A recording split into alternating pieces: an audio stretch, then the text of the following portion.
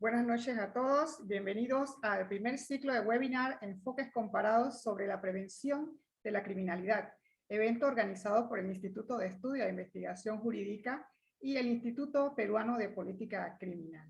Este es un espacio dirigido a generar un debate científico sobre temáticas relacionadas en el derecho penal y el derecho procesal penal. Hoy estaremos conversando en particular con tres especialistas sobre el tema de la persecución penal de las personas jurídicas en Latinoamérica.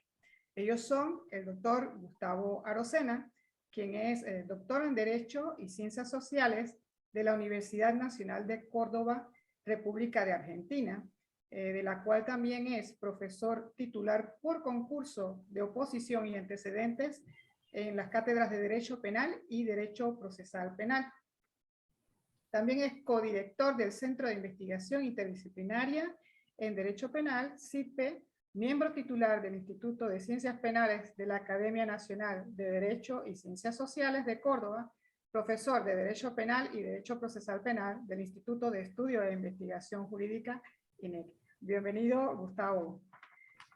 Buenas noches. Buenas noches. Buenas noches. Nuestro segundo conferencista, Luis Miguel Reina Alfaro, es abogado por la Universidad de San Martín de Porres, egresado de la maestría en Ciencias Penales de la Universidad Nacional Mayor de San Marcos.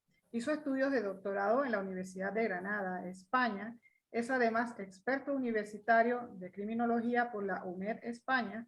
Se ha acreditado como auditor interno ISO 37001, experto en sistemas de gestión de compliance ISO 19600 y antisoborno ISO 37001 por AENOR. Se desempeña como profesor de la maestría en Derecho Penal y Procesal Penal y del máster en Cumplimiento Normativo, Transparencia y Buen Gobierno en el Instituto de Estudio e Investigación Jurídica, INEC. Es el director del Instituto Peruano de Política Criminal, también vicepresidente del Grupo Peruano de Asociación Internacional de Derecho Penal y miembro del directorio de la Asociación Peruana de Compliance. Actualmente labora en el estudio jurídico Caro y Asociados, donde es socio. Nuestro tercer conferencista es el doctor Alfonso Zambrano Pasquel. Es abogado y doctor graduado en la Universidad Laica Vicente Rocafuerte de Guayaquil. Ha sido profesor por más de 40 años en la Universidad Católica Santiago de Guayaquil en Derecho Penal, parte general y parte especial, Derecho Procesal Penal, Criminología y Política Criminal.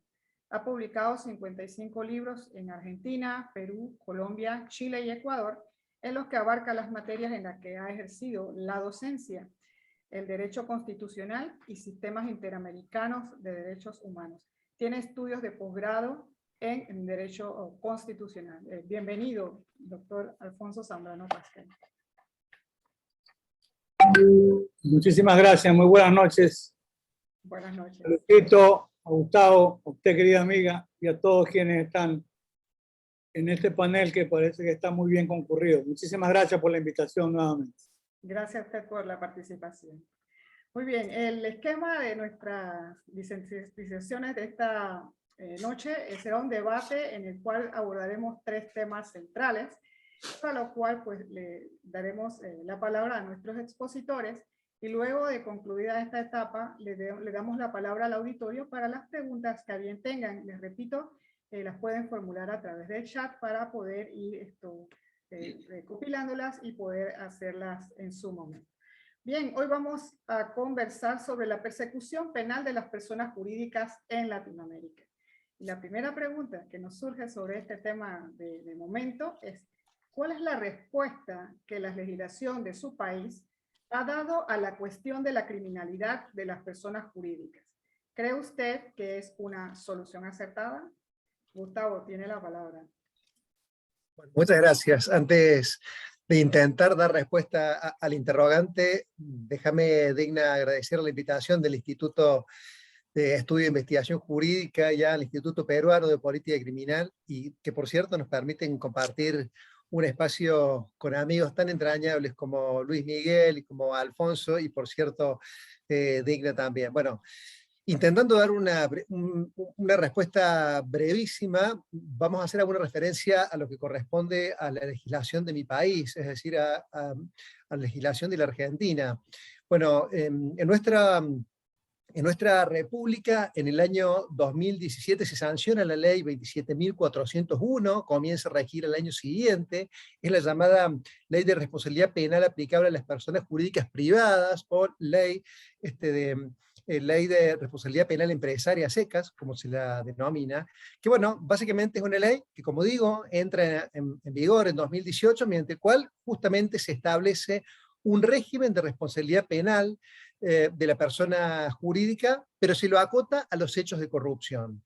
Por cierto que este gesto legislativo es novedoso, aunque no el primero, esto debe ser remarcado, porque aun cuando en Argentina esto no sea suficientemente subrayado, ya existía con anterioridad, existían disposiciones de nuestro ordenamiento jurídico que recetaban ciertas formas de responsabilidad penal de la persona jurídica. Así sucedía, por ejemplo, en el marco de la ley 22.415 relacionada con los delitos aduaneros. Pero lo cierto es que se acotaba a un universo delictivo muy poco vasto, muy poco extenso. Esta ley que acabo de mencionar, la 27.401, tiene de alguna manera la característica de dotar de mayor sistematicidad u organicidad al régimen penal de la persona jurídica, pero lo hace, insisto, acotándola a los hechos de corrupción. De este modo, bueno, siguiendo una clara tendencia internacional y principalmente un movimiento de reformas en América Latina, la Argentina acaba reconociendo la posibilidad de imponer sanciones de carácter punitivo a las personas morales, pero, insisto, solo por delitos de corrupción nacional y transnacional. Lo hizo a través de una ley que es complementaria del Código Penal. Bueno, y en definitiva lo hizo también acotándolo a, como digo, a delitos expresivos de la corrupción estatal, concretamente las figuras delictivas del cohecho y el tráfico de influencias, las negociaciones incompatibles con el ejercicio de funciones públicas, la concusión, el enriquecimiento ilícito y finalmente el delito de balances e informes falsos. Las personas jurídicas que quedaron comprendidas son las que captan nuestro código, o los que menciona nuestro Código Civil y Comercial en el artículo 148. No voy a detenerme en esto para no aburrirlos, pero por cierto están comprendidas las sociedades, las asociaciones civiles, las simples asociaciones, las fundaciones, las iglesias, las mutuales, en fin, un conjunto importante de personas jurídicas, quedando solo excluidas a los sindicatos y los partidos políticos. Y finalmente menciono, para cerrar esta semblanza, por cierto, muy breve, que bueno, el modelo de responsabilidad que recepta esta ley 27.401 es, de alguna manera, de los distintos modelos que se pueden encontrar en la materia, un modelo que podríamos llamar mixto. Simplemente traigo a colación lo que prácticamente todos tenemos presentes. Hay fundamentalmente tres modelos de responsabilidad penal de la empresa: este modelo de heteroresponsabilidad, el también llamado modelo vicarial, según el cual, bueno, el delito es cometido por la persona física y bajo ciertas condiciones puede ser transferido o imputado a la persona jurídica. Según esta concepción, bueno, la persona física actuaría como un representante de la persona jurídica, o bien esta sería la beneficiaria o quien goza de la actuación delictiva de la persona física. Hay también un modelo del hecho propio, según el cual el delito es cometido directamente por la persona jurídica a quien se le atribuye responsabilidad por haber permitido la comisión del hecho, sería algo así como un déficit de organización. Y finalmente, modelos como el que adopta Argentina, modelos mixtos, en el cual, bueno, hay combinaciones de los dos modelos anteriores. En Argentina se adopta un modelo mixto, básicamente porque, según el artículo 2 de la ley, bueno, la atribución de responsabilidad de la persona jurídica se sustenta en un modelo, en términos generales y por regla, de heteroresponsabilidad. Sin embargo, el artículo 9 incorpora ciertos elementos de autorresponsabilidad para excluir la pena, básicamente al otorgar relevancia a la adecuada organización de la empresa en la implementación de un sistema de cumplimiento normativo o de criminal compliance. Menciono todo esto sin vocación de aburrirlos, pero sí de hacer alguna semblanza general de lo que sucede en nuestro ordenamiento jurídico. Se recepta de manera relativamente orgánica la responsabilidad penal de la persona jurídica, pero se lo hace, como acabo de expresar, acotado a un universo delictivo particular como lo es el expresivo de los delitos de corrupción. Lo hace receptando un modelo mixto, como acabo de expresar, que parte de los modelos vicariales como regla, pero admite excepciones cuando la empresa implementa un sistema de cumplimiento normativo relativamente eficaz, que permite o bien reducir la responsabilidad de la empresa o bien anularla de modo completo. Esto para hacer alguna semblanza muy rápida, por cierto, creo que es preferible que escuchemos a quienes más saben, así que voy a tratar de no extenderme. Decía, una semblanza breve en lo que concierne a las normas de derecho penal sustantivo. La pregunta que Digna proponía como disparador de este webinar, bueno, no solo tenía que ver con el sistema de responsabilidad penal que receptan nuestros ordenamientos jurídicos, sino con alguna valoración que cada uno de nosotros podamos hacer de esa alternativa legislativa. En lo personal pienso que la recepción o la consagración de la responsabilidad penal de la persona jurídica por medio de esta ley que acabo de mencionar es saludable en la medida que se acota a un universo jurídico muy particular, como es el relativo a los actos de corrupción administrativa y estatal. Y además, me parece que es plausible esta opción del legislador porque cumplimenta muchas obligaciones que ha asumido el Estado argentino justamente en la lucha contra la corrupción. Así que desde ese punto de vista la estimo plausible y de alguna manera, bueno, nos permite receptar un instituto que, como todos sabemos, puede en algún punto resultar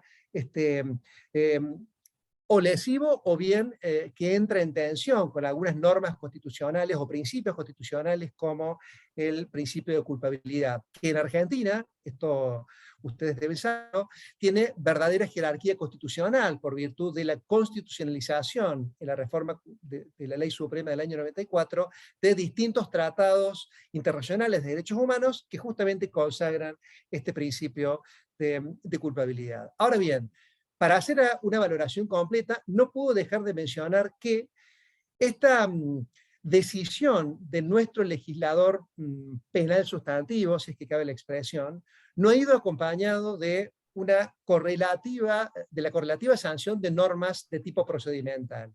Y esto hace que, desde algún punto de vista, bueno, la normativa de fondo se consolide en algún punto como puro derecho penal simbólico. ¿Por qué digo esto?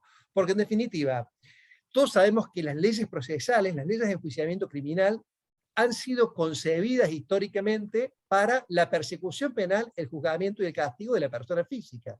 De hecho, el ejercicio de los actos más definitorios o más característicos del procedimiento penal suponen una persona física. Por consiguiente, la aplicación de ese estatuto procedimental para la persecución penal, juzgamiento y castigo de la persona jurídica, bueno, muchas veces resulta complicado, es decir, resulta una opción que no permite que esas normas de derecho penal sustantivo, bueno, se apliquen con toda su extensión. Cierro en pocas palabras diciendo que la opción de nuestro legislador de dar esta carta de naturaleza a la responsabilidad penal de las personas jurídicas tiene clarísimas repercusiones procesales, dado que la pena solo puede imponerse por un tribunal después de un proceso tramitado conforme a la ley. Es evidente que las personas jurídicas pueden ser sujetos pasivos del proceso penal y justamente las leyes procesales tienen que acomodarse a ese estado de cosas. En Argentina esto no ha sucedido y es lo que en definitiva ha hecho que en algún punto la respuesta que ha pergeñado nuestro legislador de alguna manera resulte ineficaz o insuficiente, y ha quedado consolidada en definitiva como, en algún punto, esta es mi valoración, como puro derecho penal simbólico. No me quiero adelantar, pero esto de alguna manera da respuesta al interrogante que sigue, ¿no? En cuanto a cómo ha sido la aplicación en nuestros estrados de estas distintas normas sustantivas que receptan la responsabilidad penal de la persona jurídica. En suma, tenemos normas de derecho sustantivo que se han hecho cargo de la cuestión, pero no se han dictado normas procesales que permitan una aplicación fluida de esas normas sustantivas. Bueno, perdón si me he extendido, pero quería ser suficientemente claro respecto de algunas normas que probablemente se desconozcan. Escucho a los colegas que seguramente van a decir cosas mucho más interesantes. Gracias en la apretada síntesis y un saludo a quienes nos ven desde Paraguay, Costa Rica, Panamá y Bolivia, que ya se han anunciado en el foro. Luis Miguel, tiene usted la palabra. Gracias, Digna. Bueno, en primer lugar, agradecerles a todos por la presencia, ¿no?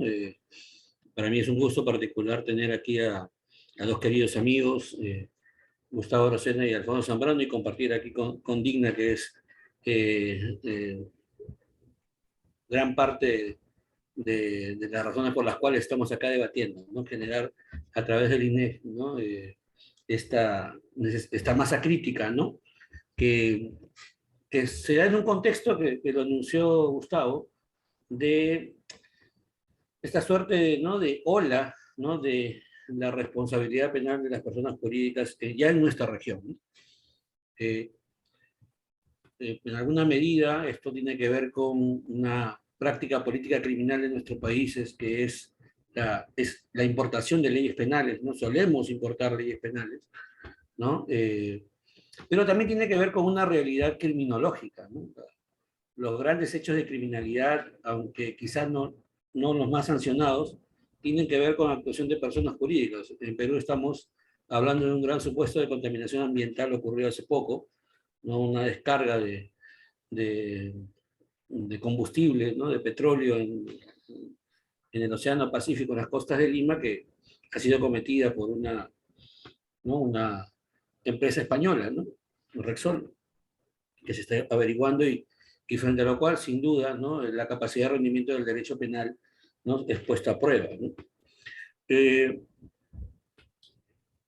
Gustavo ha hecho una reflexión bastante interesante y nos ha puesto mucho en contexto, ¿no? Por eso voy a un poco prescindir de lo que es la parte teórica para un poco abordar los problemas de la legislación peruana, que seguramente se van a reproducir en gran medida en las diversas legislaciones penales de nuestros países, ¿no? Ya existe la marcha triunfal, como decía Schunemann, ¿no? Y la marcha triunfal de la responsabilidad penal de las personas jurídicas está en Ecuador, está en Perú, está en Chile, está en Argentina, está en Panamá, está en Honduras, ¿no? Está en México, está en Colombia. Es decir, ya es irrefrenable. Claro, pero corremos, pues la existencia de la ley no significa que haya efectividad en la ley, ¿no? Y ahí corremos el riesgo de esta aplicación simbólica del derecho penal a la que hacía referencia Gustavo, y por eso es importante compartir experiencias respecto a cómo nuestros legisladores han enfrentado esta problemática para aprender, ¿no? De hecho, Digna hacía referencia a la concurrencia de compañeros y compañeras de varios países de la región, y sin duda el aprendizaje y la retroalimentación va a ser importante. En el caso peruano, la responsabilidad penal de las personas jurídicas ingresa con una ley, ¿no? Una ley especial, la ley 30.424, que tiene dos particularidades, ¿no? La primera particularidad es que, a pesar que la responsabilidad deriva de la persona jurídica, deriva del delito, el ejercicio de la acción penal se deja a cargo de un fiscal penal y la decisión del caso se deja a cargo de un juez penal, y que se aplican incluso eximentes, ¿no? y atenuantes, ¿no? De modo similar a lo como ocurre en el caso de las personas naturales. La ley se denomina ley de responsabilidad administrativa de las personas jurídicas, ¿no? Que no es extraño, por cierto, porque en muchas legislaciones se ha optado por quitarle esa etiqueta penal por dos razones, ¿no? Una, porque en el caso italiano, por ejemplo, es porque se entiende marcadamente que atribuir la etiqueta penal iría contra el principio de responsabilidad personal, un poco, ¿no? Y la prohibición o la prohibición o esta regla, ¿no? De que la responsabilidad penal, ¿no? Es personal y corresponde únicamente a las personas naturales, ¿no? En algunos casos ha sido esa la razón. En el caso peruano quizás haya sido otra la razón, más asociada a la existencia de lobbies, ¿no? Lobbies empresariales que trataron de quitarle el estigma de penal, ¿no? A la ley para darle menor contenido expresivo, ¿no? Bueno, se dio esta ley que tenía una segunda particularidad, que solamente se aplicaba inicialmente para el delito de soborno transnacional. Bien, y esto con el propósito de utilizar esta ley como mecanismo para poder entrar a la OCDE, ¿no? Como lo exigía la OCDE, nuestro legislador optó por crear esta ley. Una ley que se promulga en el 2016, pero que no entra en vigencia teóricamente hasta el 2017, pero que además condicionaba parte de su ley, de su aplicación, a un reglamento que recién apareció en enero del año pasado. Perdón, del 2019. Entonces, teóricamente, tenemos unos muy pocos años con esta ley de responsabilidad administrativa, yo diría penal de las personas jurídicas. En cuanto al contenido, en la conversación vamos a dar más elementos seguramente. Sigue un poco el sistema mixto, ¿no? de autorresponsabilidad y heteroresponsabilidad. Los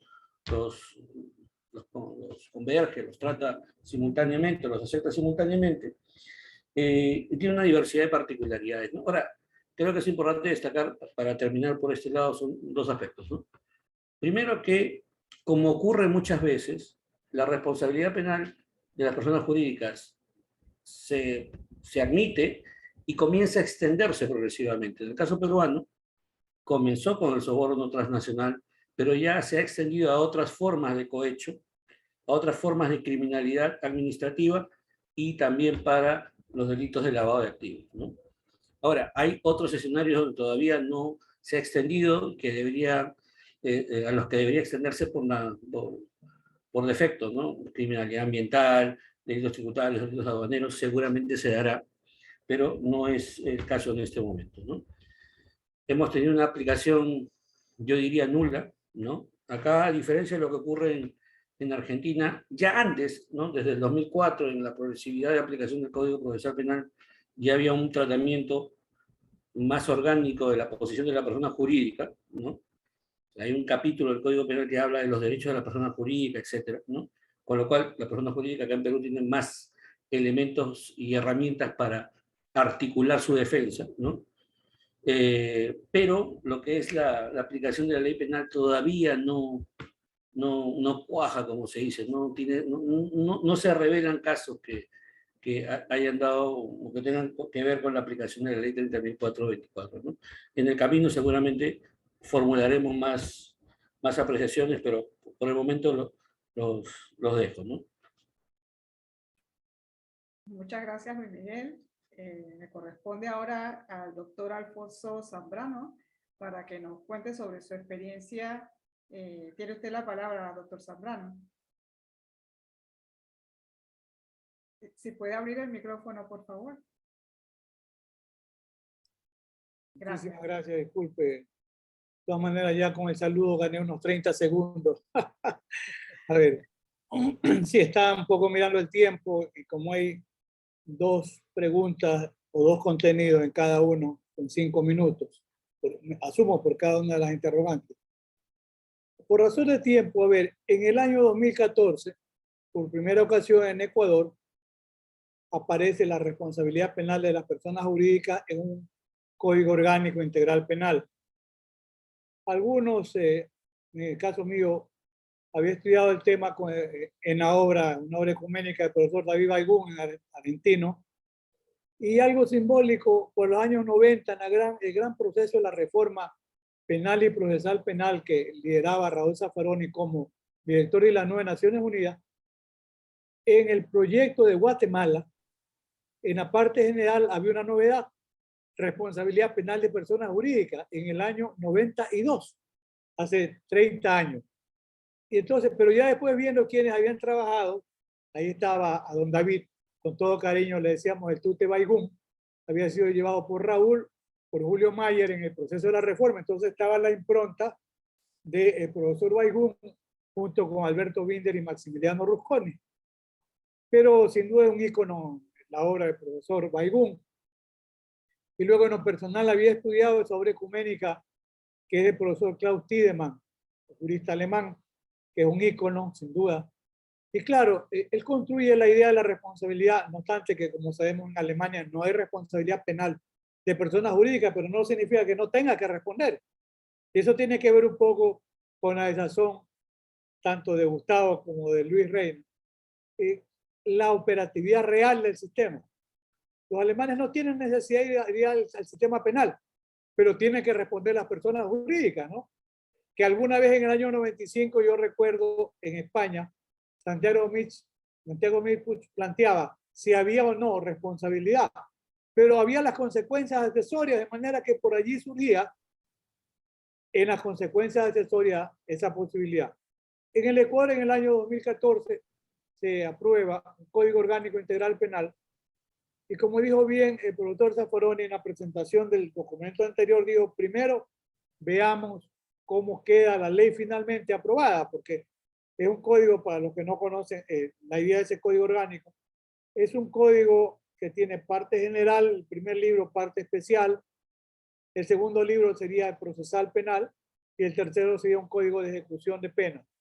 Es verdad que a veces es conveniente conciliar en un solo modelo para que no se desajusten una propuesta de ley, pero solamente retomo una idea que decía el profesor Zaffaroni. Primero, veamos cómo queda aprobado y luego veamos cómo se aplica. Entonces, 2014 estaba la responsabilidad penal de personas jurídicas. 2019, 5 años después, se hacen reformas en ese ámbito al 49 y 50, donde se empieza a hablar ya de la importancia de un programa de cumplimiento y de un compliance, ¿ya? Pero la inquietud es por qué se fue en esa línea.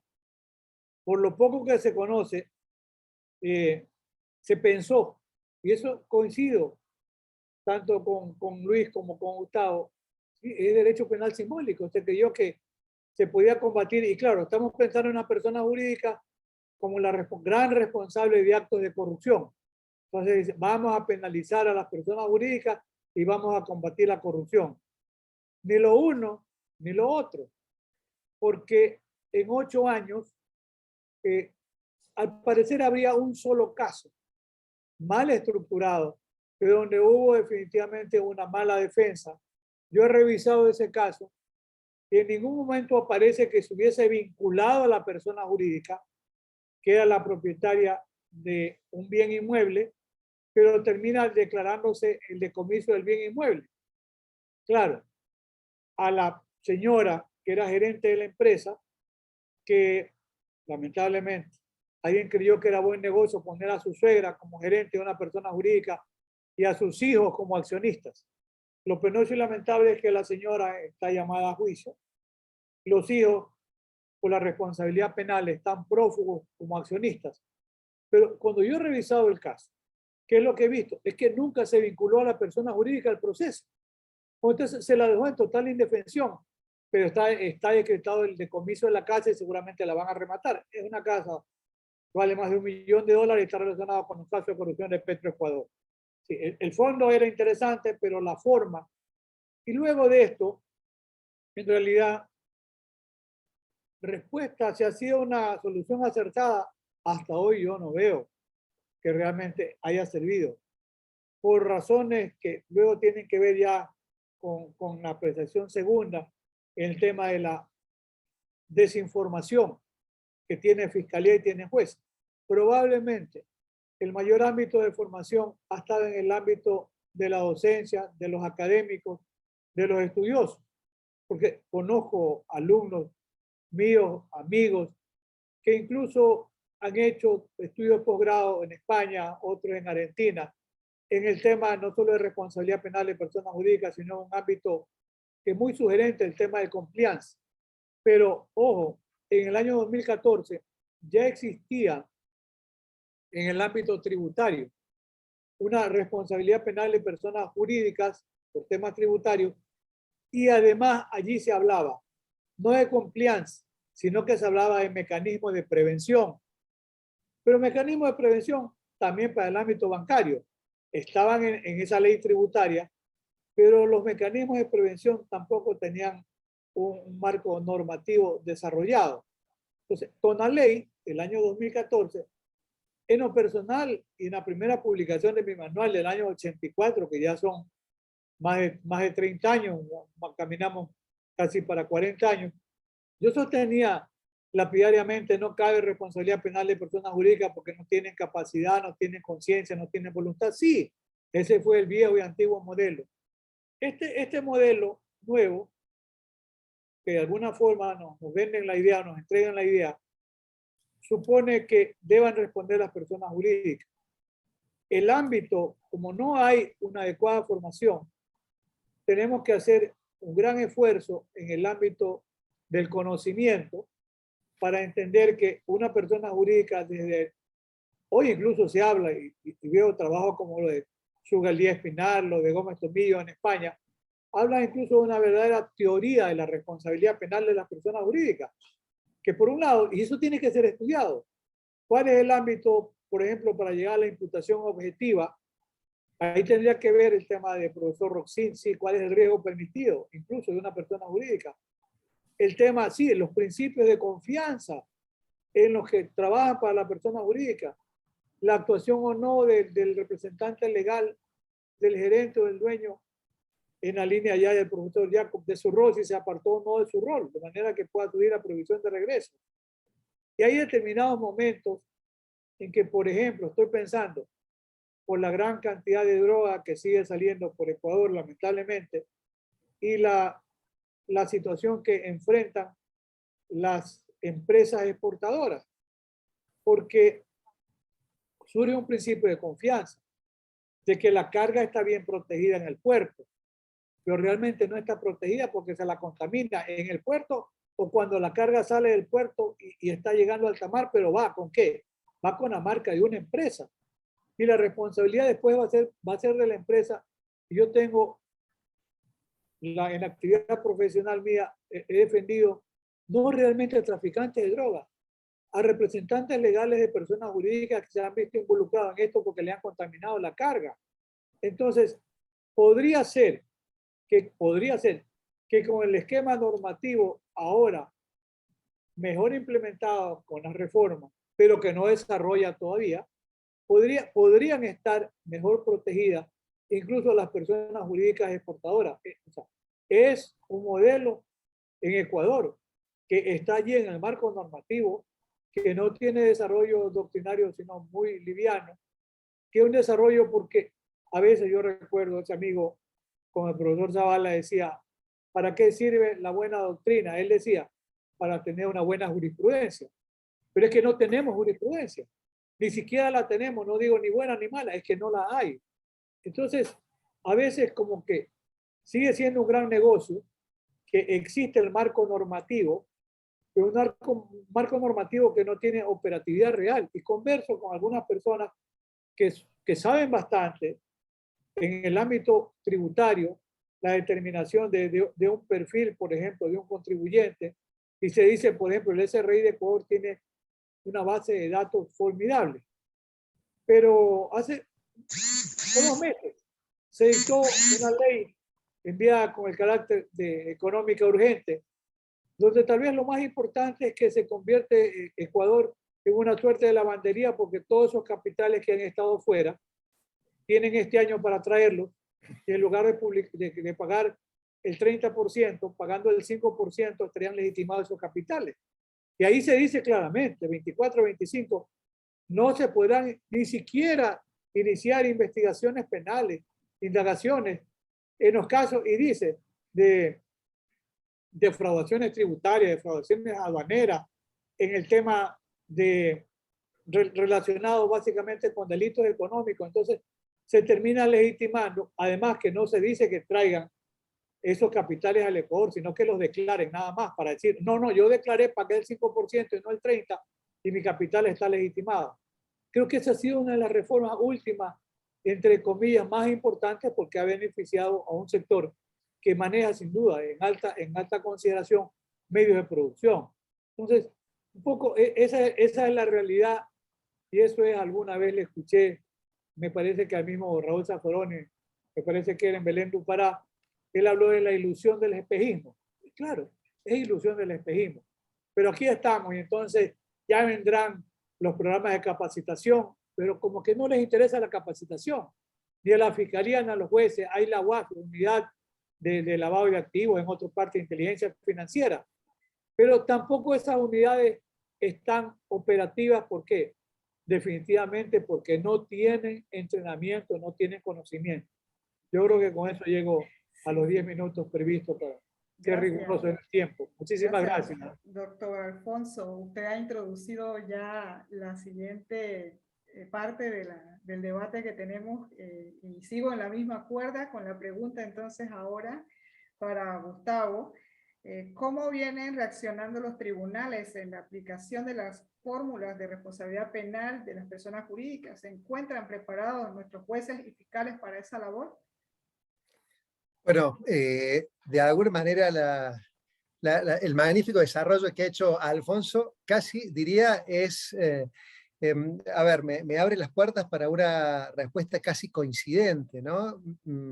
La jurisprudencia en Argentina también es muy acotada, por no decir nula, lo quiero expresar en términos generosos, y esto responde, conjeturo, por cierto, no lo puedo asegurar, pero tengo buenas razones para entender que algunos de los motivos por los cuales la aplicación de esta ley de responsabilidad penal de la persona jurídica ha sido muy acotada o casi nula, a diferencia de otros países como Chile, por ejemplo, tiene mucho que ver con lo que decía Alfonso. Por un lado, con la capacitación, ¿no? Los operadores judiciales y una capacitación, diría, relativa o acotada, ¿no? En cuanto a cuáles son los presupuestos de aplicación de esta reproche a la persona moral.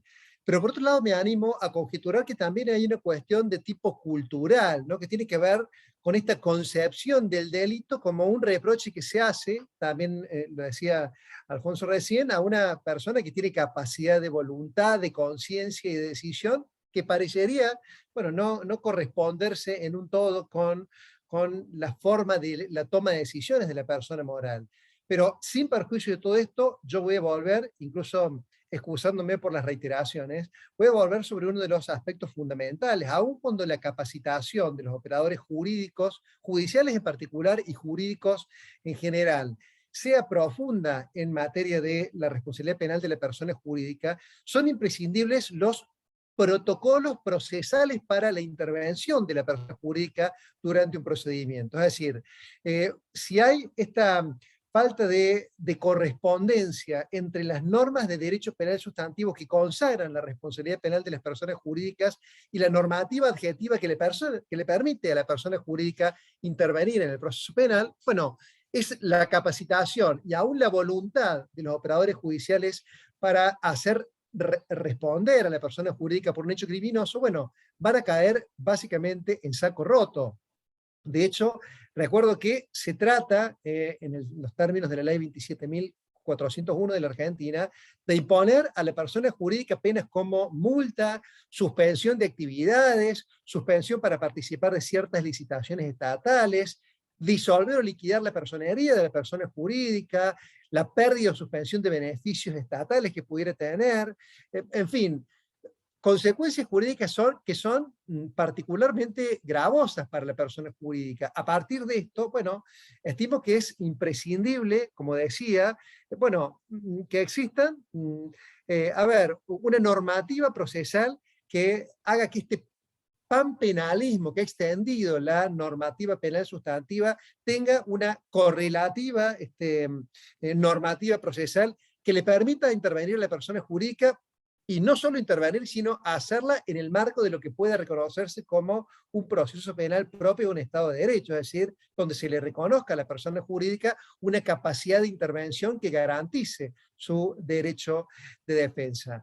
Cierro remarcando algo que probablemente sea evidente: la presencia de una persona jurídica como sujeto pasivo del proceso obliga, insisto, a realizar actuaciones que hasta ahora eran propias de personas físicas, así como también a tomar decisiones que son decisiones propias de las personas físicas. De allí que resulta imprescindible que para estas, hay que decirlo, aun cuando sea evidente, verdaderas ficciones que son las personas jurídicas, bueno, deba instrumentarse, a ver, un protocolo de intervención que se acomode a las características de participación propia de la persona jurídica. En 2 palabras resumo mi respuesta. Los tribunales han aplicado de manera muy acotada, por no decir nula, la ley de la responsabilidad penal empresaria, y esto ha respondido probablemente a la falta de capacitación, quizás también a una cuestión de tipo cultural en orden a la concepción del delito como algo propio de la persona física, pero fundamentalmente, esta es mi convicción, a la falta de protocolos procesales que le permitan a la persona jurídica actuar de manera que garantice los derechos propios de la persona jurídica, que puede padecer penas severas como la que hemos visto, incluso hasta la quita de la personería jurídica de esta persona de existencia moral. Dejo que los colegas continúen. Gracias, Digna.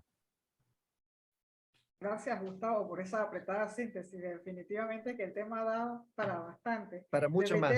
Claro que le sí. reitero a los participantes que pueden formular sus preguntas para los panelistas a través del chat, así es que también estamos recogiendo sus interrogantes por esta vía. Bien, Luis Miguel, tiene usted la palabra en este momento. Gracias, gracias. Bueno, antes de dar mis comentarios y la respuesta propuesta a esta interrogante, primero quiero agradecer a Gustavo porque él está 2 horas más, ¿no? Adelantado, ¿no? Yo creo que está un horario que es un poco inconstitucional, diría yo, ¿no? También, bueno, agradecer particularmente a Zambrano, que es un abogado prestigioso en Ecuador, profesor universitario que nos acompaña a pesar de lo prestado de su agenda, ¿no? Perdóname este dislate, pero con Alfonso cada conversación es un aprendizaje. Siempre que lo he visto acá en Lima o en Ecuador, donde tiene siempre la fineza de ser causa escénica de mis visitas, aprendo mucho y nos narra, pues, ¿no? Mucho el camino que seguimos, ¿no? Cómo han discurrido los debates, las discusiones y nos pone mucho en contexto siempre, ¿no? Yo voy a comenzar ya mi intervención colocándome los hombros de un gigante como Gustavo, ¿no? Retomando un poco la línea de lo que ha planteado, que creo que en cierta forma es aplicable también al caso peruano, ¿no? En el caso peruano hay un dato curioso, ¿no? Como saben, ya nuestros ordenamientos jurídicos tenían una respuesta a través de las consecuencias accesorias del delito respecto a la criminalidad que involucraba a las personas jurídicas, ¿no? En estas medidas administrativas sui generis que son las denominadas consecuencias accesorias aplicables a las personas jurídicas, que en el Código Penal Español, ¿no? Están en el artículo 129 y en el Código Penal Peruano en el artículo 105. Cuando nuestro Supremo Tribunal, nuestra Corte Suprema, examinó la problemática de las consecuencias accesorias aplicables a las personas jurídicas en un acuerdo plenario, hizo esta reflexión. Dijo, nuestro código procesal, en ese momento donde estaba vigente el código actual, ¿no? Que es del año 2004, más moderno, nuestro código de procedimientos penales del año 40, no tiene reglas, ¿no? que darle al operador para que sepa cómo tramitar un encauzamiento contra una persona jurídica. Entonces, le da algunas reglas asociadas, por ejemplo, a la preservación del derecho de defensa, lo que decía Alfonso, ¿no? El emplazamiento, ¿no? Como mecanismo para habilitar el ejercicio del derecho de defensa, el emplazamiento con la imputación, etc. Y la Corte Suprema pergeñó ahí algunos requisitos, ¿no? Para habilitar el ejercicio del derecho de defensa para las personas jurídicas que iban a ser involucradas en un caso penal. Con esto tiene mucho de sentido lo que refiere Gustavo, ¿no? La norma procesal tiene que estar a la par de la norma sustantiva. Si no, no se operativiza, ¿no? Ya seguramente nos indicará Alfonso cómo esto ocurre en Ecuador, donde tienen un código orgánico integral ¿no? que trata los dos asuntos a la vez, ¿no? Lo sustantivo y lo procesal, ¿no? Coincido también con Gustavo que hay un tema cultural, ¿no? La gente todavía no percibe la criminalidad empresarial como auténtica criminalidad, ¿no? Esto sin duda influenciado por la más media, ¿no? Lo que nos enseñan diariamente los medios de comunicación social es la criminalidad de la calle, ¿no? Los delitos violentos, ¿no? Que sí, son muy graves, pero tienen una ofensividad muy radicada, muy focalizada, ¿no? Más visible quizás, porque bueno, un delito de contaminación ambiental transmite sus efectos años después, décadas después, ¿no? Los actos que afectan la economía no son tan notorios, ¿no? Entonces, sin duda creo que también hay un componente cultural y por eso creo muy acertada la referencia de Gustavo, que también tiene que ver, que repercute en la percepción del operador jurisdiccional y los sesgos, ¿no? Que le genera sesgos de aplicación de la ley. Prisión preventiva para el sujeto que hurtó un celular en la calle, ¿no? Impedimento de salida del país para el gerente de una empresa que contaminó, ¿no?, el mar peruano. Como que hay, ¿no?, una visión quizás todavía arraigada en esa concepción del delito, ¿no?, como derecho penal nuclear, ¿no?, derecho penal duro, ¿no? Y creo que también una razón por la cual no se aplica los tribunales no aplican adecuadamente o no aplican simplemente la responsabilidad penal de las personas jurídicas tiene que ver por una cuestión también sociológica quizás, ¿no? Nuestras empresas, nuestras personas jurídicas, ¿no? No tienen las dimensiones que tienen en otros países. Nuestra economía no tiene el tamaño que tiene la economía europea o que tiene la economía europea, o incluso, ¿no?, las de Asia, ¿no?, que tienen organizaciones grandes, ¿no?, y en donde tiene sentido, pues, ¿no?, esta idea de responsabilizar directamente a la persona jurídica cuando, por la complejidad de la organización, es difícil identificar, ¿no?, al sujeto que comete el delito, ¿no? Pero frente a países donde predominan las pymes, las pequeñas empresas, las organizaciones de dimensiones acotadas, quizás utilizar, ¿no?, tanto la idea de la responsabilidad penal de las personas jurídicas como un arma eficaz quizás no sea tan correcto. Eso habría que evaluarlo, pienso yo, ¿no?, con el tiempo, ¿no? Sin embargo, ¿no?, yo creo que no habría que ser tan pesimista. La experiencia peruana, ¿no?, que ha llevado pues a que la criminalidad, donde se interrelacionan la corrupción con los intereses empresariales, ¿no?, han revelado a empresarios de las más grandes empresas presos, ¿no?, detenidos con procesos penales, personas jurídicas que están involucradas en los casos, están procesadas, repito, no porque le vayan a aplicar responsabilidad penal a personas jurídicas, porque la ley, como saben, con lo referido hace un momento, es recién de 2019, sino para aplicación de las consecuencias accesorias, ¿no? Estas personas jurídicas imputadas, precisamente por la presión que la Fiscalía les puso, evidentemente también con los jueces que vieron estos casos como jueces de garantía que ponían las medidas cautelares, les han llevado a usar las delaciones, las colaboraciones eficaces, como mecanismo para evitar la pena de banquillo de la persona jurídica y evitar el daño reputacional. Y ahí ha sido la Fiscalía y el Poder Judicial el que ha un poco forzado a estas empresas a alinearse con la Fiscalía y recurrir a estas fórmulas de Pentiti, ¿no?, de colaboración, que ciertamente han generado persecuciones penales a los más grandes niveles. Hay presidentes procesados por las delaciones de las personas jurídicas. Claro, acá vamos a ver algo que dijo Gustavo, ¿no? Claro, pero la colaboración fiscal como procedimiento estaba pensada para la persona natural, como hicieron los operadores jurisdiccionales, pues provocaron el cambio. A veces en zonas un poco límites con el principio de legalidad, pero luego provocando la reforma legislativa. Entonces, no soy tan escéptico con el papel de los tribunales, creo que, ¿no?, tienen una tarea difícil, ¿no?, tienen una tarea difícil, compleja, enfrentar 2 siglos, ¿no? de percepción constante de que la criminalidad solamente la cometen las personas jurídicas, no es fácil, ¿no? Y creo que de a poco están cambiando esta percepción y seguramente observaremos una mejoría, ¿no? Como vemos en otros países, ¿no? Como España, por ejemplo, ¿no? Entonces, bueno, esa es un poco mi opinión respecto a cómo se viene aplicando la ley, ¿no? Gracias. Gracias, Luis Miguel. Es la oportunidad para escuchar al doctor Alfonso sobre este tema respecto de cómo se ve en el Ecuador este tema en relación a los jueces y fiscales en la labor que desarrollan respecto del tema de la responsabilidad penal de las personas jurídicas. Estaba pensando en un hecho real. Hacia el año 1975, 78, 80.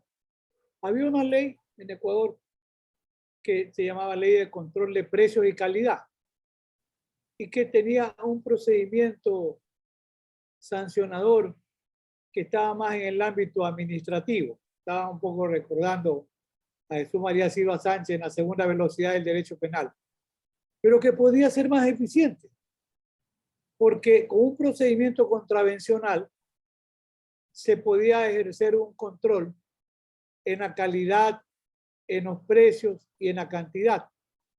Si había buenos operadores, con un procedimiento rápido, se podía hacer un adecuado control. Y después de unos años en el tema, tal vez yo hablo más por viejo que por sabio, cuando pensaba en el tema de los delitos de contaminación ambiental o contra el ambiente, esto del medio ambiente nunca lo entendí bien, medio es ambiente, ¿no? Pero lo de medio igual lo decimos. Entonces, pensaba y sigo pensando, no será de mayor eficiencia que además que tiene un efecto depredador terrible por las consecuencias, la reparación inmediata que provenga de la persona jurídica, donde podrían funcionar las medidas cautelares, porque a una empresa que le cierran provisionalmente su actividad es demoledor, pero donde no debe haber compromisos políticos ni presencia de abogados muy importantes, nada. Si hay contaminación comprobada, no debiera funcionar la empresa mientras no haya la remediación ambiental. A mí me parece que eso es lo correcto, lo justo y lo debido. Y yo he pensado hace muchos años, decía, porque la reforma en el Código Penal, de las tantas que hubieron, en el tema de la contaminación ambiental, los delitos llamados ecológicos, realmente era una propuesta que yo la había redactado en un anteproyecto mío el año 95, junto con un tema interesante también, que era el tema de los delitos utilizando procedimientos informáticos, etc. Era muy nuevo en nuestro medio, pero cuando yo vi la reforma en el año 2000 al Código Penal, uno tiene su impronta, que es su estilo, y veo los delitos ecológicos. Digo, me suena familiar la redacción, claro, era la redacción de un anteproyecto de mi autoría, pero diría también un poco en la misma línea. Se reformó el Código Penal. Yo no he conocido casos reales donde haya habido remediaciones al impacto ambiental. Entonces, ahí también el derecho penal simbólico, hubo la reforma, estaba allí. La ley funcionaba mejor hace 40 años con este procedimiento de una suerte de derecho penal administrativo. Yo he pensado a veces, ¿no será conveniente que jueces de menor cuantía sean los que tengan que ver, por ejemplo, en este tipo de delitos con una eficiencia operativa mayor y real? Porque si no seguimos, después de un tiempo volvemos a conversar y estaremos pensando, oiga, ¿y qué más ha pasado? Yo recuerdo en este tema de protocolo, que me pareció muy, muy interesante lo que sugería Gustavo, yo recuerdo en el 2016, y yo les digo a los fiscales, con quienes converso, ahí está lo que hizo España. Es un documento, si mal no recuerdo, de 106 páginas. Todo un protocolo operativo a los fiscales, cómo proceder, recordándoles, uno, no solo la inviolabilidad del derecho a la defensa, el estado de inocencia que también le asiste a las personas jurídicas, pues hay que Claro. partir por ahí. Tiene que intimarle cargo, permitirle que se defienda, etcétera. Y yo recuerdo, en 2016, España tiene la primera gran sentencia por un caso relacionado con tráfico de drogas. Claro, y la multa, una multa gigante, 700 millones de euros, porque era una empresa formidable. Y claro, lo que el Tribunal Supremo Español revoca la condena solamente en la parte que la sanción más grave es lo que llama bien Schunemann, la pena de muerte a las personas jurídicas, que era la extinción de la persona jurídica, pero ahí sí hay daños colaterales, porque habían 300 o 400 trabajadores que se quedaban en el desamparo. Y el Tribunal Supremo Español lo que dijo, sí, se mantiene la sanción de la multa, etcétera, la intervención de la empresa, etcétera, pero hay que salvaguardar los derechos de los trabajadores. A mí me parece interesante lo que se hace en España, que tiene un importante desarrollo no solo doctrinario, sino además jurisprudencial. Yo diría que por lo menos para nuestra realidad la ecuatoriana es un modelo en el que hay mucho material del que se puede aprender y se puede estudiar, ¿no? Porque el problema está en parte del comentario aquí, la falta por la mejor de las buenas intenciones, pero la falta de la preparación de los fiscales, porque el fiscal es el titular de la investigación, pero tiene que ser una investigación donde se le den las garantías y ya lo empataremos con el tema, que es un tema también importante. La presencia que antes no la había, y Luisito habló algo del tema de los PYME, las pequeñas empresas, que es un tema también que Raúl Zaffaroni cuestiona, y él dice, Raúl, este modelo de responsabilidad penal de personas jurídicas ha sido creado para defender a las grandes empresas y liquidar a la competencia de las pequeñas empresas. Porque una empresa pequeña, ¿cómo estructura un programa de cumplimiento, la asesoría, el seguimiento, la capacitación? No tiene recursos. Y esa es una empresa que tiende a ser absorbida por las grandes empresas. Es uno de los cuestionamientos que le hace el profesor Zaffaroni en este tema del posible control empresarial. Pero el tema, si no hay capacitación, pero hay en un momento dado presión mediática. Yo recuerdo el tema de contaminación alguna vez en Galápagos, algún buque descargó, no sé, búnker, diésel, etcétera, una contaminación que ha sido terrible. La contaminación por petróleo en la Amazonía ecuatoriana es real, no es ninguna mentira. Lamentablemente, pues estamos pensando en empresas multinacionales gigantes, donde incluso el abogado que asesoraba el reclamo de la Amazonía ecuatoriana, el abogado ahora está procesado en Estados Unidos y está condenado también. Claro, con esta pelea con Texaco contra eso no es cualquier cosa, ¿no? Entonces, el abogado que es norteamericano está en Estados Unidos en este momento preso con arresto domiciliario y muy preocupado y muy asustado. Pero, por ejemplo, en ese tema así, del impacto ambiental, me parece que es interesante. Es todo un modelo que debe ser desarrollado. Yo recuerdo el momento un tema interesante que está allí. En Ecuador tenemos como 60 tipos penales. Y entonces hay uno que me parece interesante que establece responsabilidad penal por la falta de la prestación del auxilio en el caso, por ejemplo, de una urgencia médica. Y me parece interesante.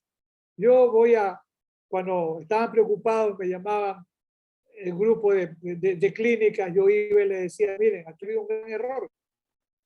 Venía alguien accidentado y si no tenía una tarjeta de crédito o un cheque, caucho o no lo atendía.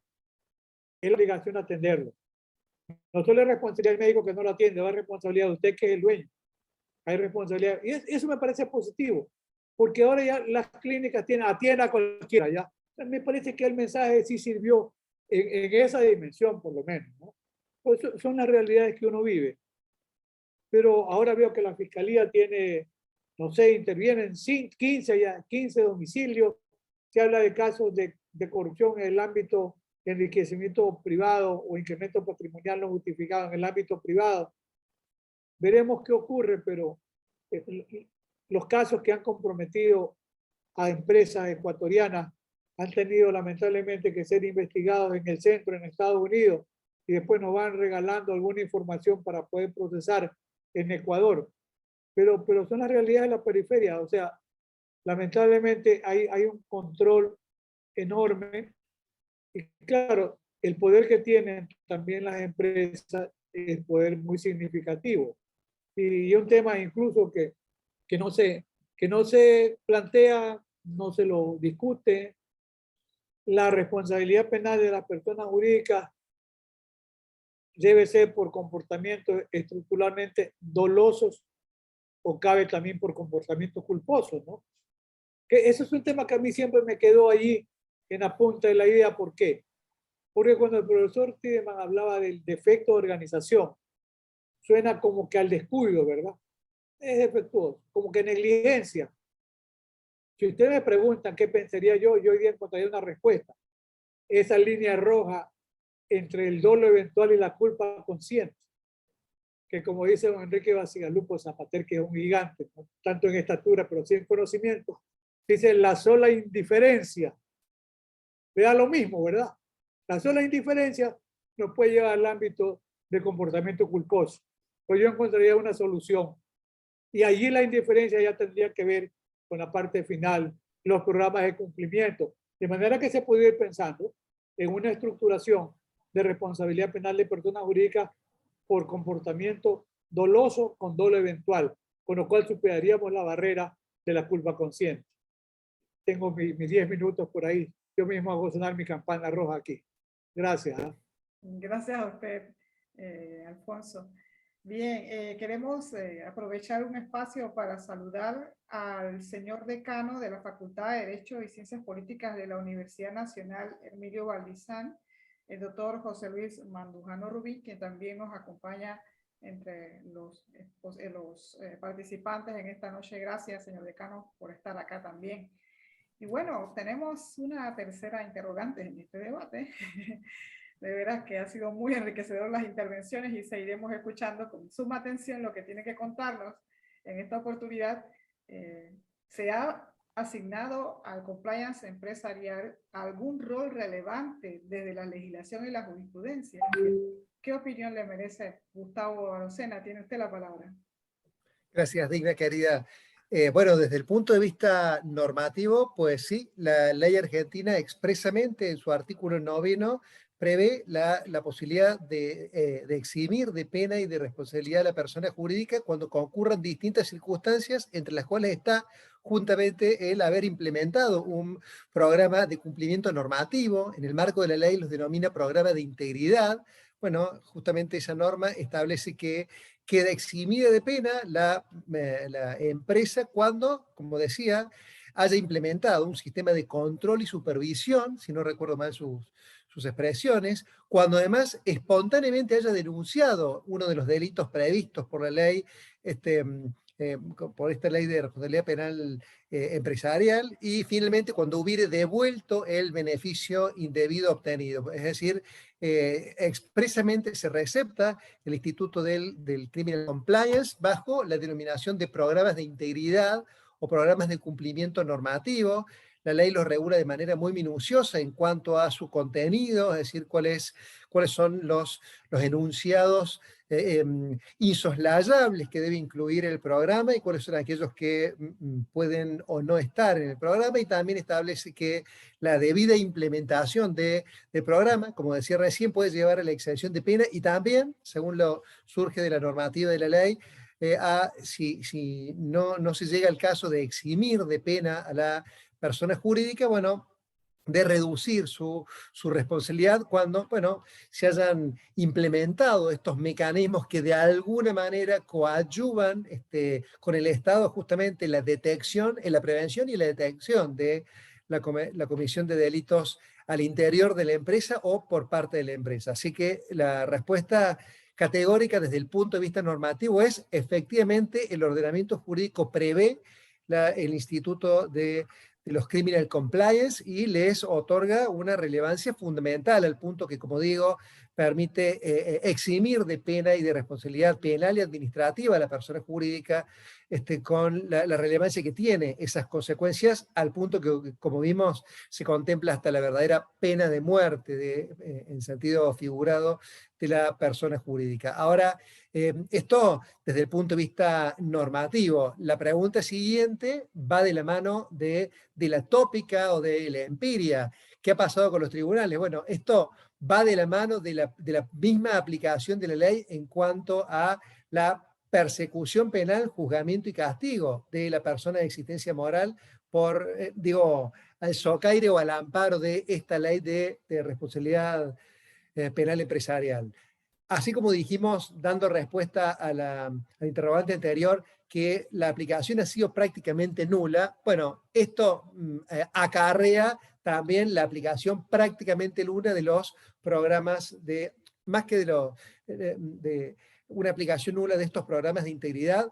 Lo que ha sido nula es el beneficio para la persona jurídica en la implementación de este tipo de programas. Hay, diría, una suerte de cultura empresaria que empieza a comprender la relevancia de estos programas de cumplimiento normativo o de integridad y los implementan, de hecho, pero lo cierto es que los beneficios que tiene esa implementación en relación con la posibilidad de eximir de responsabilidad a las personas jurídicas no se han advertido, no se han visto, por la sencilla razón de que prácticamente, como decían tanto Luis como Alfonso, bueno, no ha habido casos significativos de aplicación de esta ley de responsabilidad penal empresaria, con lo cual los programas saludablemente por una cuestión cultural se están implementando, pero sus beneficios no se están advirtiendo desde el punto que, como decíamos, no es basta, por no decir es nula la aplicación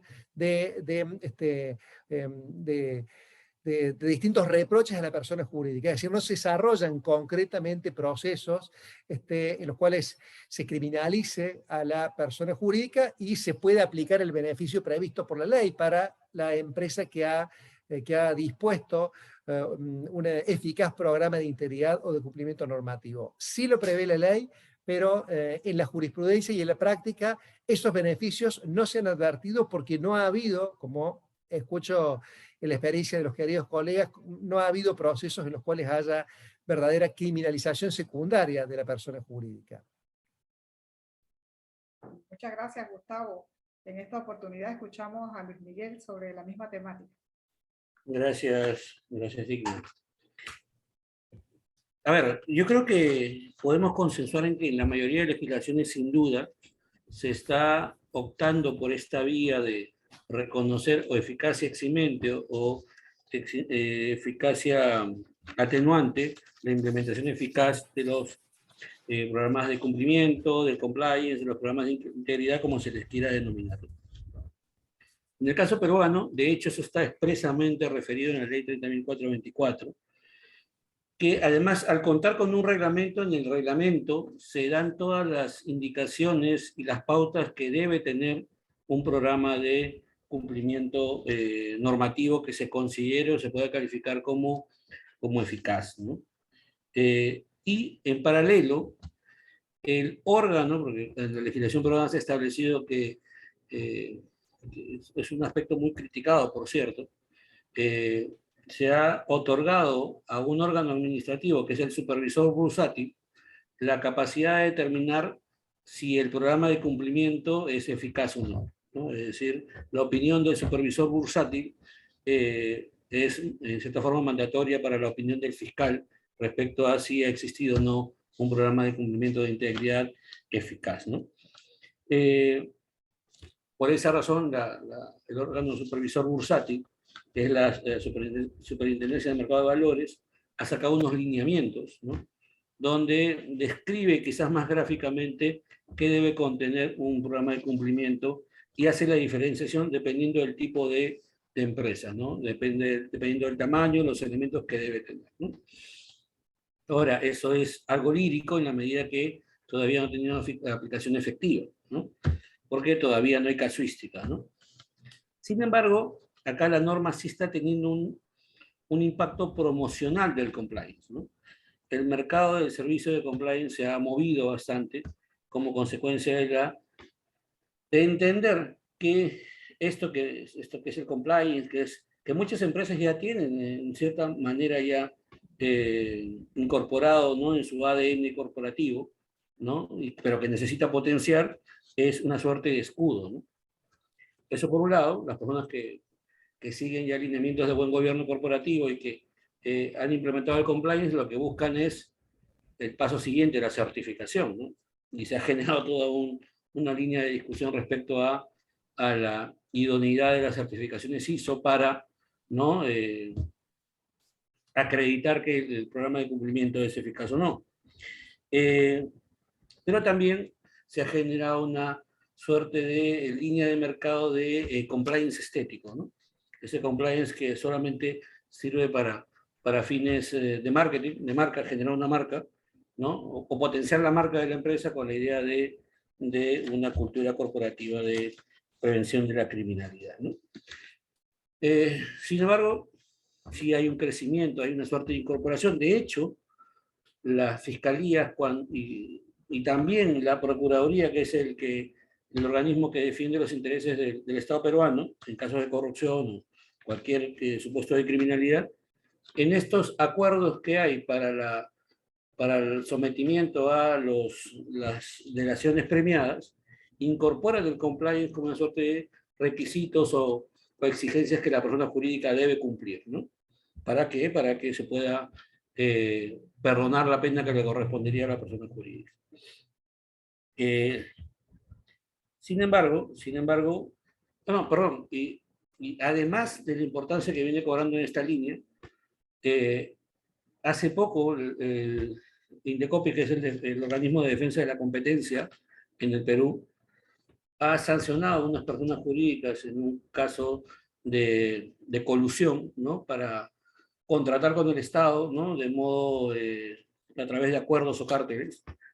Ha evaluado el tema, ha incorporado la evaluación del compliance o no como elemento para graduar la sanción a la persona jurídica en un procedimiento administrativo sancionador. Es decir, un poco se ha extendido más el tema del compliance, ¿no? Ahora, habrá que ver la capacidad de rendimiento verdadera, ¿no? Verdadera. Yo creo que viene siendo utilizado, viene predominando el uso simbólico del compliance, ¿no? También reconociendo que el compliance no es que surge de súbito, ¿no? El compliance hay que construirlo, las organizaciones tienen que incorporarlo, ir mejorando, extender el compliance, fortalecer el compliance. Es como las vacunas del COVID-19, ¿no? Una dosis, bueno, ayuda, 2 mejor, 3, y tenemos que ir continuamente reforzando porque van a haber, ¿no?, más expresiones, ¿no?, de criminalidad o más riesgos que la persona jurídica debe contener. Quiero terminar mi intervención para dar paso a Alfonso, también resaltando que para las personas jurídicas es difícil, ¿no?, implementar el compliance cuando tienen una contingencia, ¿no?, que no necesariamente los fiscales o jueces entienden bien qué significa compliance, ¿no?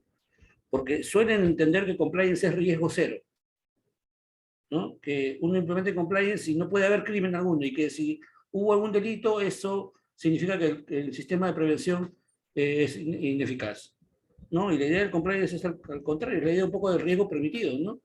Sí, no significa riesgo cero, significa riesgo dentro de márgenes de tolerancia, ¿no? Entonces creo que eso todavía no se comprende, ¿no? Y para terminar, creo que también hay mucho de sesgo en general cuando los fiscales le enfrentan problemas de criminalidad económica, ¿no?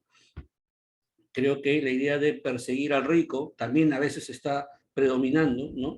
El tener patrimonio excesivo ya es algo que los fiscales generan como causa para investigar, ¿no? Y eso creo que podría ser un sesgo que entorpece el funcionamiento del sistema porque lo sobrecarga, ¿no? Nos llenamos de casos que no tienen, pues, prognosis de éxito, porque, por ejemplo, un caso de lavado no tiene delito previo, no tiene delito fuente, pero bueno, hay un patrimonio, ¿no? Y hay formas jurídicas que los fiscales no entienden. Ya se abrió la investigación y bueno, tenemos 40, 50, 60 personas investigadas sin ninguna posibilidad de tener un caso viable, ¿no? Bueno, agradezco el tiempo y la paciencia y seguramente Alfonso les dirá cosas mucho más interesantes que lo que acabo de decir. Gracias, Luis Miguel. Doctor Alfonso, tiene usted la palabra. Gracias. Me quedan algunas reflexiones. La primera es que, como tenemos en Ecuador, y como la idea de compartir experiencia, tanto con Gustavo como con Luis, sí, ahora con la reforma del 2019, 3 años más o menos, está previsto ya el tema de los mecanismos de prevención, pero tampoco es que hay un desarrollo. La verdad es que yo no conozco, más allá de que yo recuerdo un poco lo que a veces decía la profesora Rosa del Olmo, que es una gran criminóloga crítica. Rosa hablaba incluso de la industria del delito y de control del delito. Y ahora me decía, lo escuchaba Luisito, que mencionaba la importancia que tiene el proceso de capacitación.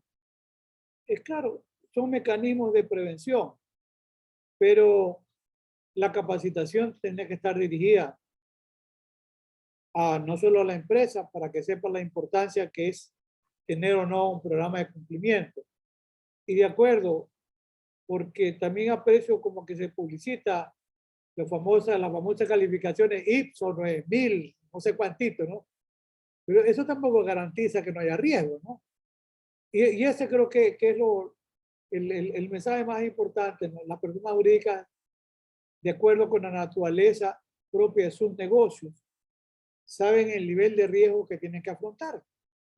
Por eso estaba pensando yo, por ejemplo, y es un tema complicado, el tema de los exportadores, porque en países como Ecuador, que lamentablemente, y para mucha preocupación, como dice la BBC de Londres, la autopista de la cocaína en América Latina, entonces el riesgo de la contaminación es un riesgo muy alto, donde ¿cuánto puede servir un programa de cumplimiento?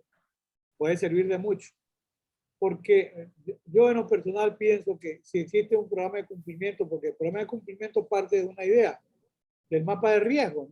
¿Qué riesgo? ¿Qué actividad hace la empresa en función de eso? ¿Qué riesgo tiene? ¿Cuáles son los mecanismos para tratar de prevenir en la medida de lo posible la mayor cantidad de riesgos? Y luego, ¿cuáles son los mecanismos de control interno? Porque puede tener un excelente programa de cumplimiento. Un oficial o un equipo de oficiales de cumplimiento. ¿Y por qué refiero a esto de un equipo? En un caso real, conocido, donde empresas en Estados Unidos que tenían programas muy exigentes de cumplimiento por el tema de corrupción, el origen de recursos, etcétera, ¿qué es lo que pasó? Que el departamento de cumplimiento fue contaminado. Eran casos relacionados con la cantidad de recursos que se han depredado de los fondos de Petroecuador. Entonces, ese departamento de cumplimiento, un departamento no es un oficial. Finalmente fueron presos en Estados Unidos porque se comprobó por ingresos no justificados de recursos de algunos millones de dólares. Entonces, no hay fórmulas mágicas. Por eso es que en lo que reviso, leo y me informo, puede haber un buen programa de cumplimiento y todas las normas, ISO y más, ¿verdad? Pero a veces se demanda incluso que haya canales internos, probablemente de denuncia cuando se aprecie que se está ante la comisión de un eventual delito. Allí podría que funcione o no el incentivo para el acto de la delación, ya son estrategias que se pueden dar. Pero aparte de eso, aprecio también que es la tendencia de que empresas cuentan no solo con un programa de cumplimiento, con oficial u oficiales de cumplimiento, sino además con mecanismos externos de supervigilancia para saber cómo están funcionando el oficial de cumplimiento y cómo está sirviendo o no el programa de cumplimiento. Veía un caso muy importante donde había la auditoría externa que hacía, menciono porque la empresa conocía la Price, y la Price emite un documento de mucho estudio donde dice que una empresa adoptó todos los mecanismos para la prevención de los riesgos. Tenía toda una estructura, pero a pesar de eso, se produce el hecho. Eso entraría en el caso para la empresa. Lo que está más allá de la posibilidad de prever no puede ser materia de responsabilidad penal, pero por eso es lo importante, si la empresa, ahora, si una empresa tiene programas de cumplimiento, tiene oficiales de cumplimiento, tiene canales, es decir, cubre en la medida de lo posible todo el riesgo permitido y lamentablemente se da el hecho delictivo, la empresa no tendría que responder penalmente porque no hay responsabilidad penal objetiva, no, por eso los resultados. Habría que ver si se le puede o no objetivamente imputar el resultado y luego apreciar si ya como elemento subjetivo en imputación hay una actuación a título de dolo o a título de culpa. Es decir, por eso tienen razón los penalistas españoles que trabajan mucho en la línea de una suerte de verdadera teoría del delito para las personas jurídicas, que es necesario estudiarlas, pero por supuesto que, como bien decía Gustavo, es diferente a la situación de la persona natural. Es mucho más compleja. Ahora, yo pienso que las reformas son importantes. Las reformas bien instrumentadas debieran permitir a la persona jurídica enfrentar un reto de una delincuencia organizada creciente, porque esos son los riesgos que tienen también las personas jurídicas. Y también, como decía también Luis, si el fiscal, que es el titular de la acción penal, que es el investigador, no tiene suficiente preparación, penosamente no tiene condiciones para poder investigar. Y si el juez en el ámbito de su competencia tampoco tiene idea cómo debe manejarse tanto el ámbito de la imputación objetiva como de la imputación subjetiva de una persona jurídica, primero se corre el riesgo de una impunidad como consecuencia del desconocimiento. Y lo otro que podría ser también mucho más grave, o tan grave como eso, podría ser una suerte de falso positivo que se llega a sancionar a una persona jurídica porque en el criterio del fiscal compartido por el juez, la persona jurídica, ¿verdad?, no actuó utilizando los mecanismos de prevención que tenía que utilizar. Por eso yo digo, es una línea difícil, pero importante, y esto pone también de relieve lo interesante que resulta para la persona jurídica que reciba la asesoría y la información, que es imprescindible como para decir, no solo es que nosotros tenemos un programa, tenemos oficiales de cumplimiento, le hacemos seguimiento, tenemos una auditoría, y si después de todo esto se llega a producir una situación, la afectación a un bien jurídico, no debiera responder la persona jurídica. Era esa un poco algunas ideas para redondear también esta propuesta. Hasta ahora la legislación está allí, no tenemos reglamentos en verdad creados para la implementación del compliance, y la jurisprudencia todavía nos está debiendo totalmente porque no está en caso. Ojalá que cuando se llegue a construir la jurisprudencia sea una jurisprudencia que realmente oriente la posibilidad y sirva como precedente para casos futuros. No a la impunidad, pero tampoco no al abuso del ejercicio abusivo del poder punitivo del Estado. Ahí tiene razón cuando dice el mismo Raúl Zaffaroni, ¿no? A veces es recurrente recurrir a Raúl cuando dice el sistema penal debe ser un mecanismo de contención, ¿no? Y no un mecanismo para imposición de sanciones, sino para acotar los límites del ejercicio del poder punitivo del Estado. En la misma línea de Ferrajoli, ¿no? El derecho penal de última ratio, como decía Juan Bustos Ramírez, la extrema ratio debiera ser el sistema penal, no la primera razón. Yo concluyo también por el momento, Digna. Muchísimas gracias a todos ustedes. Muchas gracias. Bien, ahora es el turno para nuestros participantes que también han hecho algunos comentarios y preguntas sobre lo que hemos escuchado en esta noche. Los grandes panelistas que nos han acompañado realmente han hecho una apretada síntesis, como decía anteriormente, para explicarnos pues la posición jurídica desde Argentina, Perú y Ecuador, y que pues nos han nutrido con su conocimiento en esta noche. Bien, la primera pregunta que tenemos acá es de Dioselina Alcedo González. A ver, ella nos pregunta si las entidades públicas, por ejemplo, los municipios, pueden cometer delitos. Gustavo. Yo contesto muy brevemente en los siguientes términos. Aun cuando desde el punto de vista teórico, con algunas dificultades pueda reconocerse la posibilidad de que las personas públicas cometan delitos, la normativa argentina es muy clara al respecto. El artículo 1, cuando establece el objeto y alcance de esta ley de responsabilidad penal de las personas jurídicas, establece justamente que es aplicable a las personas jurídicas privadas.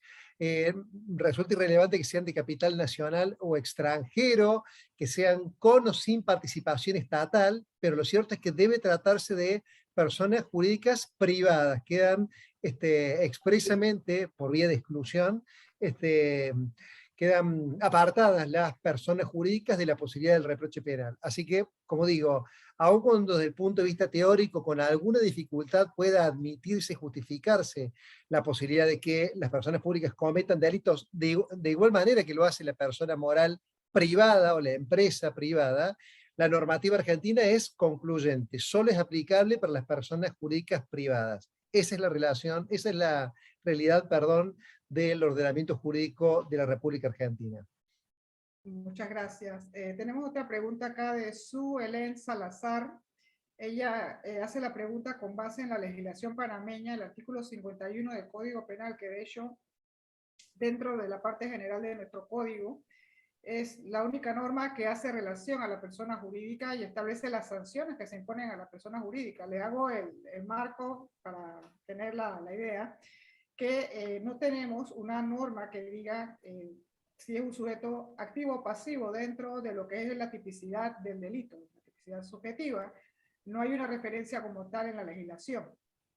La pregunta de Suelen dice, ¿qué opinión tienen respecto de darle relevancia penal a la persona jurídica cuando, en mi criterio, va en contradicción de las bases de los sujetos del derecho penal, el sujeto activo y pasivo? Saludos desde Panamá. Gracias, Suelen, por su pregunta. Y esa pregunta, pues, le pedimos al doctor Alfonso que nos ilustre, pues, en su opinión. ¿Qué le merece la pregunta? Interesante. Uno, yo no es que voy a responder con una pregunta, pero yo planteo esto y digo, a ver, ¿se puede o no utilizar una persona jurídica para cometer un delito? Primero, es posible que sí. Ahora, si capto bien la idea, la persona jurídica, de acuerdo con la normativa, y ratifico lo que decía también Gustavo, en Ecuador es responsabilidad penal de las personas privadas, no del Estado. El Estado que ha excluido ya se ha planteado, como dice bien Gustavo, doctrinariamente el Estado ayuda a no responder, pero por ahora nos quedamos con ese marco normativo. La persona jurídica, de acuerdo con la estructura del Código Orgánico Integral Penal, aparece como sujeto activo de delito, ¿verdad? Claro, la inquietud que plantea es, ¿y una persona jurídica podría aparecer como sujeto pasivo de un delito? Prima facie, yo diría que sí, pero porque la persona jurídica puede sufrir una afectación, por ejemplo, en su patrimonio, ¿verdad? La persona jurídica tiene X bienes y los bienes son sustraídos y la persona jurídica es sujeto pasivo de una afectación patrimonial. Entonces, podría en esas circunstancias la persona jurídica, y que va a comparecer a nombre de la persona jurídica es el representante legal a reclamar por la afectación de la persona jurídica. Pero yendo un poco más fino, el planteamiento de la utilización de la persona jurídica como un instrumento para cometer el delito. O sea, A es el autor intelectual y utiliza a una persona jurídica, vamos a ponerle B, ¿ya?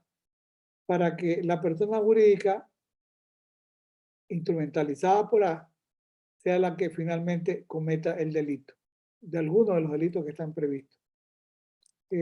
¿Será eso posible? Yo pienso prima facie que sí, por una razón. Porque hay responsabilidad penal de personas jurídicas. Y podría haber una autoría intelectual por parte del de atrás. No estoy ni siquiera entrando en la línea roxiniana a hablar de autoría mediata, ¿no? Para no enfrascarme en otro rollo. Estoy pensando en el autor intelectual por instigación, por consejo, o que se vale o se sirve de la persona jurídica. Si es alguno de los delitos que están previstos en la normativa como posible de ser cometido por la persona jurídica, yo no encontraría dificultad en que tenga que responder el autor intelectual y tenga que responder la persona jurídica también. De esa manera queda un poco redondeada, si es que capté con claridad la pregunta o la inquietud. Muchas gracias, profesor Alfonso. Bien, tenemos una tercera pregunta de Javier Miranda, también de Panamá. Dice, en casos de delitos de corrupción en que se inhabilita a la persona jurídica para contratar con el Estado, ¿consideran que este punto de la sanción debe ser permanente o por un tiempo definido? Si una persona jurídica se certifica en la adopción de prácticas preventivas de corrupción o soborno, entre paréntesis, ISO, ¿disminuye su riesgo reputacional? Luis Miguel, tiene usted la palabra. Muchas gracias, Dina. Bueno, en realidad son dos preguntas en uno, ¿no? Sí, sí. A ver, respecto a la primera parte, bueno, es una discusión más quizás de política criminal o de política legislativa y la conveniencia de introducir o no sanciones indeterminadas o permanentes, ¿no? Las inhabilitaciones suelen considerarse, ¿no? Transitorias, porque precisamente se entiende de que una inhabilitación permanente pues va contra la lógica de la proporcionalidad, ¿no? No sé cuál es el tratamiento en Panamá, pero en el Perú las inhabilitaciones son siempre transitorias, ¿no? Ahora, también hay que evaluar la conveniencia económica de la decisión, ¿no? O sea, si la decisión es implementar la viabilidad de inhabilitaciones permanentes o de impedimentos para contratar con el Estado de modo general, habría que evaluar las características del mercado del cual se trate, ¿no? En el caso peruano, ¿no? Hay una circunstancia curiosa, ¿no? Muchos de los casos de corrupción que han involucrado a personas jurídicas que contrataban con el Estado, ¿no? O de diversas empresas, ¿no? Han puesto al Estado peruano en una disyuntiva, ¿no? El Estado peruano ya contrató con esas personas jurídicas, ya realizó pagos a esas personas jurídicas, ¿no? Ya están encaminados en 40-50% de los proyectos, pero en paralelo tiene esas personas jurídicas investigadas por corrupción. Entonces, en el caso peruano, esto se solucionó con una ley, ¿no? que un poco buscó generar un candado a estas personas jurídicas para que el Estado peruano maneje el flujo financiero, de modo tal que se garantice el pago de la reparación civil y que, ¿no?, estas personas jurídicas no reciban el dinero del Estado peruano, lo retiren, lo lleven a la filial o al extranjero y luego no paguen la reparación civil. Entonces ahí se genera una ley, pero generada por esta circunstancia particular de las condiciones del mercado, ¿no? Porque, por ejemplo, en el mercado de la construcción, ¿no? Quizás el constructor más grande en el Perú es el Estado peruano, ¿no? Entonces, se generaría un desincentivo fuerte para las personas jurídicas generar una inhabilitación permanente que les impida contratar continuamente con el Estado, ¿no? En esto, por cierto, en esta ley ¿no? que busca un poco compatibilizar ¿no? lo que sería el cumplimiento de los fines de un contrato en favor del Estado peruano, el compliance también tiene un papel que ver, por cierto, ¿no? Espero haber dado algunos datos para valorar, ¿no? la interrogante que se me había propuesto, ¿no? Respecto a las certificaciones, lo dijo Alfonso, ¿no? Pues hay de todo tipo, ¿no? O sea, hay de todo tipo y que exista o no una certificación, aunque vende mucho como marketing, ¿no? En alguna lectura que he realizado sobre el tema del management y las organizaciones, ¿no? Se suele destacar, y esto lo refiere, si mal no me estoy equivocando, Di Giorgi, cuando habla del gobierno de la excedencia, ¿no? Habla que hoy día las personas jurídicas, ¿no? Tratan de generar marcas, ¿no? ¿No? Eso es lo que predomina hoy día, la marca de la persona jurídica, ¿no? Entonces, en esa generación de marcas, sin duda los ISOs y las certificaciones tienen un valor, ¿no? Pero tampoco hay que pontificarlos y creer que es, ¿no? La solución perfecta, ¿no? Es el antídoto absoluto, ¿no? Porque en algunos casos, como lo dio notar Alfonso, tienen efectos simbólicos únicamente, ¿no? Aquí lo que hay que procurar, ¿no? Es, más allá de la certificación, que sí puede tener un impacto, ¿no? reputacional importante. De hecho, no hay organización que obtenga una certificación y no la difunda, ¿no? Porque además les cuesta, ¿no? Lo importante es lo que dijo Alfonso, ¿no? O sea, que la organización, ¿no? asuma la idea de cumplir con la ley, ¿no? Y genere un mapa de riesgos, ¿no? Donde evalúe, pues, ¿no? Los procesos problemáticos y las medidas de mitigación de riesgos y que decida qué riesgos va a tolerar o no va a tolerar, que es una decisión empresarial, ¿no? O sea, si yo asumo riesgos de corrupción, ¿no? Entonces, eso dependerá, pues, de qué es lo que quiere la organización, ¿no? Entonces, y luego, bueno, todos los elementos del compliance que bien sabemos, ¿no? Ahora, quisiera terminar esta intervención, ¿no? Bueno, destacando lo que me están preguntando, que si tiene efecto reputacional, sí, claro, ¿no? Pero quisiera terminar la intervención tocando un tema que sea transversalmente que Alfonso planteó, ¿no? Si debería o no sancionarse a la persona jurídica por delitos culposos, ¿no? Que en el modelo italiano se acepta la imprudencia como factor de generación de la responsabilidad de la persona jurídica, ¿no?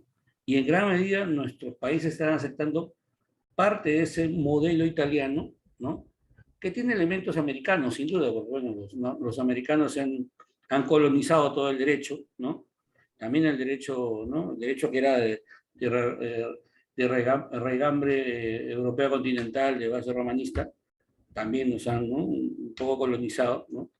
Pero el modelo italiano ya reconoce esta posibilidad y yo creo que debería ser una posibilidad que se evalúe, ¿no? Que guarda sentido con la lógica del compliance, ¿no? ¿No?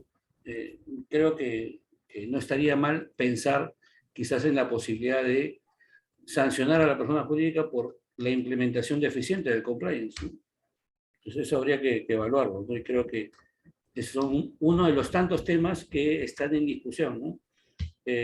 Por mi parte quiero terminar pues, precisamente destacando ese aspecto, ¿no? Nos hemos podido dar cuenta en este breve tiempo todos los problemas que están detrás, ¿no? de la responsabilidad penal de las personas jurídicas. Algunos operativos, otros más trascendentes como la necesidad de crear una teoría jurídica, ¿no? de la persona jurídica, ¿no? Teoría jurídica del delito de la persona jurídica, y creo que ese es un poco el objetivo que hemos perseguido y espero que, ¿no? que las personas que nos están acompañando lo hayan percibido y piensen que hemos logrado el objetivo que era un poco generar estos elementos de debate, ¿no? Gracias, Digna. Bueno, yo creo que propicias las palabras del cierre que nos ha ofrecido Luis Miguel. Ha sido una breve conclusión que engloba todo lo que se ha conversado en esta noche, en este primer foro del ciclo de conferencias que hemos organizado entre el Instituto Peruano de Política Criminal y el Instituto de Estudio de Investigación Jurídica. Yo quiero agradecer pues a los compañeros, en especial Gustavo, gracias, porque sabemos también el cambio de horario que tenemos. Doctor Alfonso nos ha ilustrado y siempre es un gusto escuchar y bueno, es como no queda, quiero escuchar qué sigue en el otro capítulo, ¿no? Realmente. Y gracias también, Luis Miguel, por la iniciativa de plantear estas propuestas, estas tres interrogantes que realmente nos han dado mucho para seguir en la conversación y en la reflexión, ¿no? Porque ya es un hecho de que la responsabilidad penal de la persona jurídica está inserta en nuestras legislaciones, como los operadores de justicia y los agentes de instrucción están llevando adelante ya la aplicación en el plano práctico, ya no es lo que está pasando solo en la teoría, sino cómo se está resolviendo el día a día. Y de esos temas pues debemos conversar también en lo sucesivo. Quiero agradecer a nombre del Instituto de Estudio de Investigación Jurídica, el Instituto Peruano de Política Criminal, por su compañía en esta noche y les esperamos porque la próxima semana también vamos a continuar ya hablando de otros temas. Les invitamos a seguirnos en las redes sociales para enterarse de lo que sigue con nuestro ciclo de conferencias durante el mes de febrero. A todos muy buenas noches y gracias por su compañía. Gracias, Gustavo. Gracias, Alfonso. Muy buenas noches, gracias Luis, gracias Alfonso, los saludo con todo mi afecto y digna también a vos.